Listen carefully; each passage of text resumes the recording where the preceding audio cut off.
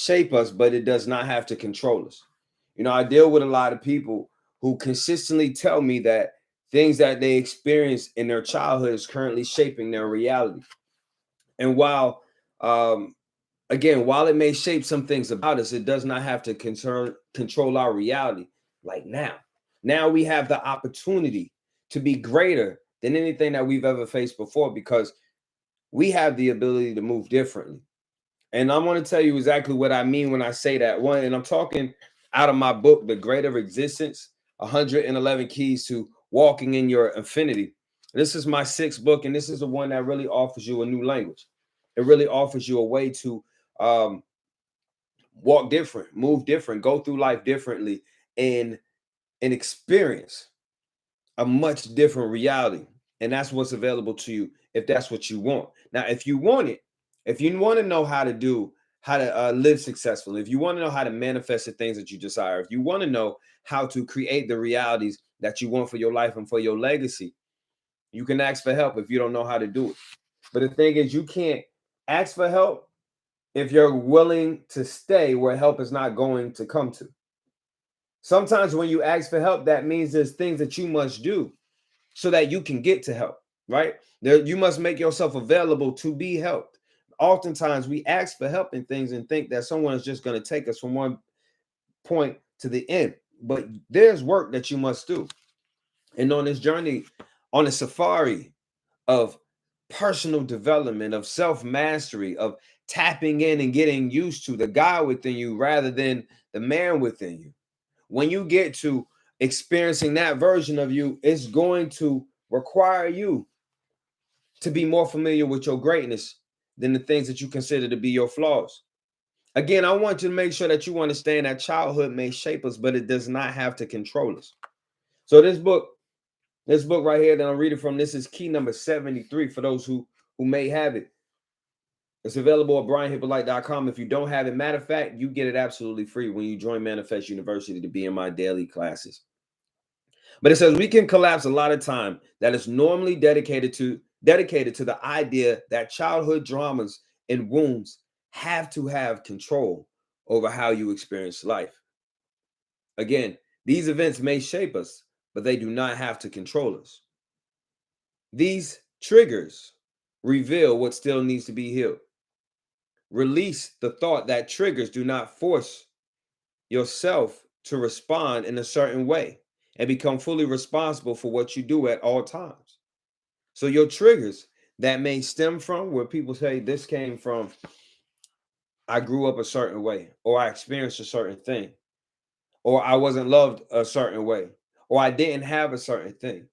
Everyone wants to reach back in their past and pull up something and say that that's the reason why they aren't operating at a certain level of life, or they aren't having accomplished a certain thing, or they aren't capable of doing a certain thing. And that's only an excuse.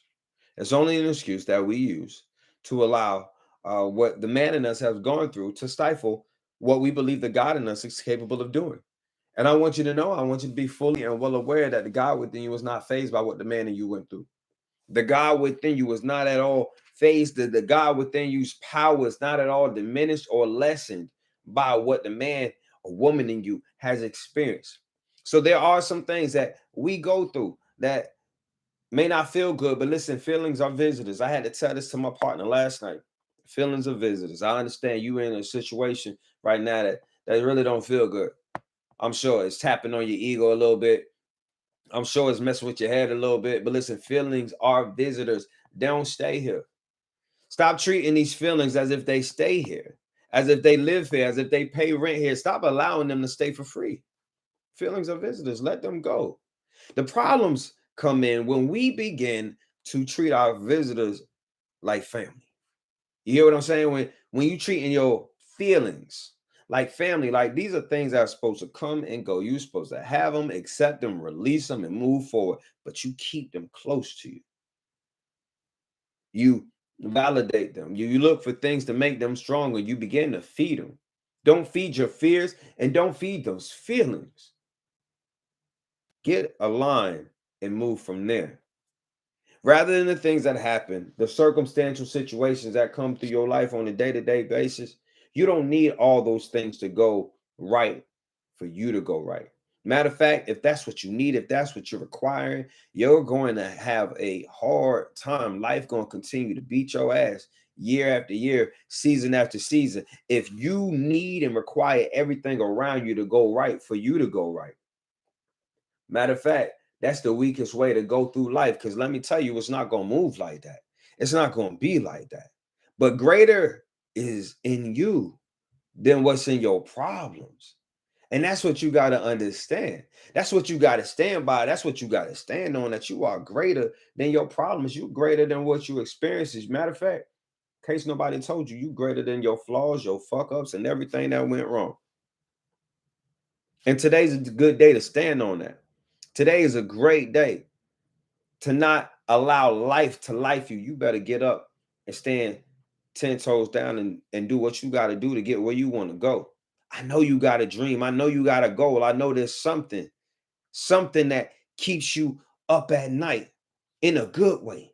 Like it inspires you. There's something that you want for yourself, not just for your first name, but for your last name. I'm talking to those who's out here living for their last name. You know what I'm saying? I'm talking to those who out here breaking generational curses and creating generational wealth. You want that type of time. I'm here for the people who understand that heal people help people get healed. We're changing like the direction that our family trees was going in. And I'm here for those people. I don't got a lot of time for the people who like to waste a lot of time. I don't really make myself available to the people who don't make themselves available to greatness. I allow you to be exactly where you at. And I'm not going to judge you for where you at, but I know what type of time I'm on. I know what I'm here for. I know what I'm here to do. I'm not faking the funk for nobody. I'm not showing up in no rooms physically or virtually, pretending to be something I'm not, just so I blend in and so I mesh well with the other people. Man, my greatness is not something to ever want to water down. I don't want to be compared to nobody else. I hear people saying you the new such and such, and you a better version of such. Listen, I'm not here for none of that. Matter of fact, I spend so much intention and being so original in everything that I do and everything that I create. It's not a compliment to me. And with all due respect to these other great people that I get compared to, there should never be another them. Because we all out here being our authentic selves. Or at least that's what I'm doing. And that's taken me so much further than anything else has ever taken me. It's brought things to me that I wouldn't have been able to bring to myself. You know what I'm saying? It's created a world that nothing else could ever do. Walking in my authentic power. That's why I'll be the first to tell you, you just need to be true to who you are, and everything else will fall in line. Most of us have spent so much time going through life trying to be everything and everybody else for everything and everybody else that we aren't connected to who we are.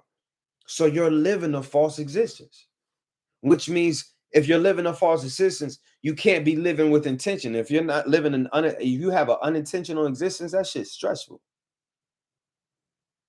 That shit's stressful. That means you living on accident. That means this shit might work today. It might not work tomorrow. But if it worked today, we happy. Like, you know what I mean? Like that's nothing solid that you can base and build a reality off of. If you out here living a life without a level of intention, a high level of attention, it's like you rolling the dice. You might as well head to the casino. You might as well play the scratch off. You might as well, because you aren't doing anything to assure your success. Self-sabotage is a big thing. But why does that come from? Where does that come from? Why does that happen? Because you really don't believe.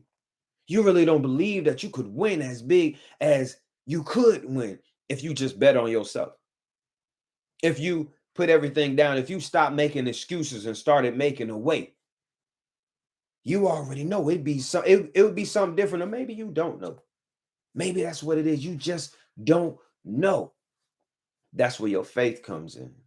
You see, faith is the belief in something that you have not seen, right? So do you not have faith in yourself? Or is it that you allow your fear to be greater than your faith? You allow your fear to stop you from doing the things that your faith would empower you to do. You allow your fear to be greater than your faith, and that stops you. Your fear immobilizes you. It stops you from moving. You know what I'm saying? You breaking your motion because you believing in your fear rather than your faith. You know it's the same thing, right? You know your faith and you know your fear is literally the same chemical reaction that's released in your body. It's only because of your memory or your imagination that's going to determine whether you recognize this thing to be something to fear or something to have faith in. So it's all on you. What do you want for your life? What do you want for your legacy? More importantly, what are you willing to do to get it? It's the day to be greater than everything that's ever been standing in your way. Whatever your problems is, I'm here to tell you. I'm happy to tell you. I'm happy to tell you. I'm elated to be the one to let you know that you can outgrow your problems and you can start doing it right now. There's no delay on this process. All you got to do is start choosing something different. All you got to do is start educating yourself on the things that will allow you to be successful in whatever it is that you want to be successful in. People like to tell you, oh no, you got to go my way. You need to do it like this. And this is no, you can design your life. And that's what I want to show you how to do. Design your life so you can live it the way that you designed it. If that's something that you want, and that's what I'm teaching at Manifest University. And I would love for you to join the family and come get this soul food on a daily basis. And when you do so, when you join Manifest University right now, you get the greater existence, 111 keys to walking in your infinity. So I can show you in our live classes, as well as in the keys in the book, how to live the life that you desire for your life and for your legacy. It's time to empower yourself like never before. And listen, we've invested in our destruction 1,000 times. It's a great day to invest in your investment, invest in your advancement, so that you can take your life and your legacy to the next level. That's really what it's all about, right? If not,